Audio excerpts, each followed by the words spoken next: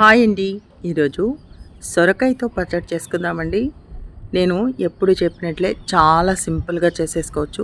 దీనికి కాంబినేషన్గా చికెన్ వేపుడు చేసుకుందాం. నైస్గా ఉంటుంది, అంటే సూపర్గా ఉంటుంది.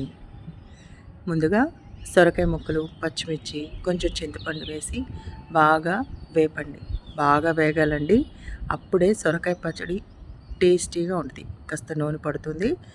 ఇప్పుడు మిక్సీ జార్లోకి సొరకాయ ముక్కలు, పచ్చిమిర్చి, చింతపండు, వెల్లుల్లి, కరివేపాకు, తగినంత ఉప్పు తీసుకొని మిక్సీ చేసుకోండి.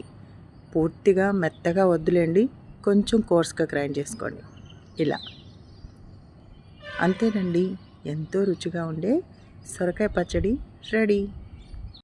మీరు ఒకసారి చేసి చూడండి, మీరు కూడా ఎమ్మీగా ఉందని అంటారు. సమ్మర్లో ఈ వాటర్ కంటెంట్ ఉన్న సొరకాయని తింటే మంచిదండి.